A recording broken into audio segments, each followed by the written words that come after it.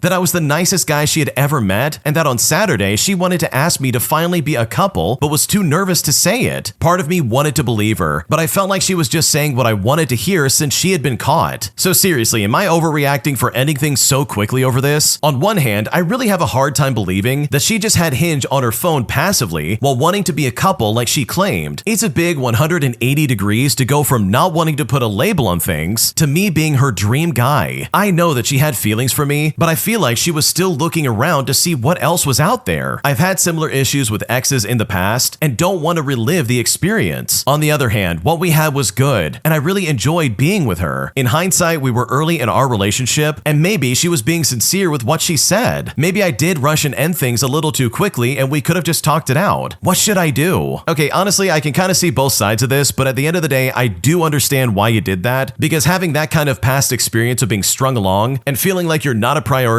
absolutely can hit you like a ton of bricks. Because one day you're madly in love with this girl, but the next day she's suddenly like, "Oh, I don't like you anymore, see ya." And that is jarring, and I hope nobody goes through that. So no, I don't think you overreacted, because it really does seem like she was looking around for somebody else instead of trying to build a relationship with you. Am I the jerk for yelling at my mom for eating peanut butter in her own house, despite the fact that she knows my daughter is incredibly allergic to peanuts? Because right now, after I freaked out on her and chewed her out, I feel that I may have overreacted, and at this point, I don't know what to do. Here's what happened. Okay, so my daughter was diagnosed with peanut allergies a year ago. For reference, she's 2.5 years old. She became almost unconscious, vomiting, and landed us in the ER. It was terrifying to see my baby go through that. It's also important to note that I love my mom so much. We're really close, and she loves my daughter like crazy. Ever since the diagnosis, everyone in my family has been in agreement to not eat those nuts around her. It seems so obvious and easy to my brothers and my dad, but my mom keeps making what I think are dumb decisions decisions. When we go on vacation, she will go out of her way to bring big bags of nuts and nut candy with her. She brought a little bag of pistachios when she stayed at my house one time and started shelling and eating them in my living room after my daughter went to sleep. She bought peanut M&Ms to eat on a plane ride we all took together. On these occasions, I kept my cool as I asked her not to do these things and pointed out the ridiculousness of her having to eat the one thing that my daughter is allergic to. Well, we've been staying over at her house for the past few days, and this morning my mom was eating a sandwich. My daughter then went over and asked for a bite, and my mom said, "Sorry, sweetie, you can't have this, it's peanut butter." And at this point, I kinda lost my mind. I calmly asked her why she was eating peanut butter, and she said, "I don't know," as she dumped it in the garbage. And it's there that I kinda lost it. I got very emotional and raised my voice, which is something I never do. And I chewed her out for always eating nuts around my daughter, even though she knows that she's allergic to it. And despite the fact that I've asked her not to multiple times. I told her I want to trust her so badly to watch my daughter without me there, but I just simply don't. I can't now. And then I cried and stormed out of the room. Anyways, am I the jerk for yelling at my mom in her own house over this? Because right now I seriously don't know what to do. No, you're not the jerk at all. This really is unsettling, and I seriously can't believe your mom's acting like that. Because from my point of view, it doesn't seem like she's taking any of this seriously. And it seems like she's doing this almost like pointedly around your daughter. And that is seriously messed up if that's actually what's going on right now. Here you have a kid who literally will go to the emergency room and possibly pass away from that, and your mom's just sitting there being like, "Oh man, suddenly this is my favorite snack." It's like, dude, what are you doing? You are seriously being so careless about something that is so dangerous right now. So no, you're not the jerk in the slightest. I would be very pissed off if I was in your shoes, because she is literally not taking any of this seriously, and that is so unfair for your daughter. Am I the jerk for deciding not to invite my husband's family to my kid's birthday party after they literally called her a mistake? Because right now I'm really pissed off and I don't know if I'm overreacting. Here's what happened. Okay, so me and my husband have been together for 5 years. We had our daughter pretty early on, and yeah, she wasn't planned, but we were happy and I have no regrets at all. His family, well, not so much. They've always been kind of cold towards me, and honestly, I've noticed that they don't treat our daughter the same as our other grandkids. Last weekend, we were at his mom's house for a late dinner, and she and my father-in-law were talking about my husband as a teenager. My mother-in-law then proceeded to joke in front of my daughter, saying how he used to be so carefree and go with the flow before he had to settle down so fast. Then she added on by saying, "I bet he wished that he had more time before jumping into the dad life with an oopsie baby." And when she said this, I was pissed. We ended up leaving soon after that since it was getting late anyways, and that night as I tucked my daughter into bed, she asked me what an oopsie baby was. I felt heartbroken for her and basically explained that sometimes people have kids by accident, but that didn't make her any less special. After I put her to bed, I ranted to my husband, saying that I don't want his mother-in-law around our daughter if she's going to be saying stuff like that. The last thing I want is for my baby girl to be questioning whether or not she's wanted. I then said that I don't want my family-in-law at her 5th birthday party next month, and I won't be sending them an invite until they apologize for making things awkward. My husband says I'm overreacting over a small comment, and I need to relax and not make this a thing. He argued, saying that I shouldn't overreact at a comment that she made when she was tired. He told me I'm not allowed to uninvite his family, especially over this. So am I overreacting? Should I just suck it up and let them come to the party and risk my daughter hearing more harmful things? I'm honestly really upset, but I feel like I'm the only person who's mad, so at this point, I really don't know what to do. No, I don't think you're overreacting at all. This is completely reasonable in my opinion. They literally called your daughter a mistake. They said, "Oh, this is one of those accidents that didn't mean to happen." And worst of all, they said it in front of her. Like, are you kidding me right now? That is so messed up. You can't do that to a kid. Just because you accidentally got pregnant doesn't mean that you don't love your daughter and that you're not happy that she's around. Like, my God, what kind of monster would say something like that in front of the kid? So no, I don't think you're the jerk for not inviting those people, because seriously, what they said was completely messed up. My friend almost gets fired after I deny a report she made to HR about my manager, causing her to be very angry and making me question if I'm the jerk or not. Because right now, I seriously don't know what to do. Here's what happened. I'm a 24-year-old male, and I work at a corporate company working from 9 to 5. I just graduated college last year and started this job 2 weeks after graduating around June. It's an internship at a solid company that's going to help me get better jobs and opportunities later on. In the beginning, everything was going great, and I made several friends, including someone who we will call Chelsea. Chelsea is a 26-year-old female, and she has been my friend since the beginning, and we share everything with each other and often go out for coffee and lunch. Just as a side note, nothing romantic or anything intimate has happened between us at all. It is strictly a platonic relationship. The problem started in November when I got transitioned to a different department under a manager who we will call Ryan. Ryan is a 43-year-old male and definitely has a narcissistic personality personality and loves getting his ego fed. And this is pretty well known throughout the office. Ryan loves ragging on the new guy. And since I've been the new guy since November, I've been the one who's getting the brunt end of it. Now, I have pretty thick skin, so I don't get bothered by it easily, but Ryan has noticed this and started really cracking down and started embarrassing me in meetings and giving me busy work so that I have less time to do the real work. And after 6 weeks of dealing with Ryan, I started looking for new jobs around December. After a long process of job hunting, I got an incredible offer in the beginning of March, but the problem is that my new job doesn't start until June. Obviously, I need to pay the bill, so I'm stuck working with Ryan for another 2 months. Since my current job only requires me to give 2 weeks professional notice, I decided I'm not going to inform them until the end of May, which is right at the 2-week mark. Until then, I'm just playing nice and making sure no issues happen so that Ryan doesn't try to sabotage my new job. Okay, so getting back to Chelsea. Chelsea doesn't work directly under Ryan, but works in an adjacent department, so she knows Ryan pretty well. Chelsea is also the only one who knows about my new job. Chelsea has been pressuring me to go to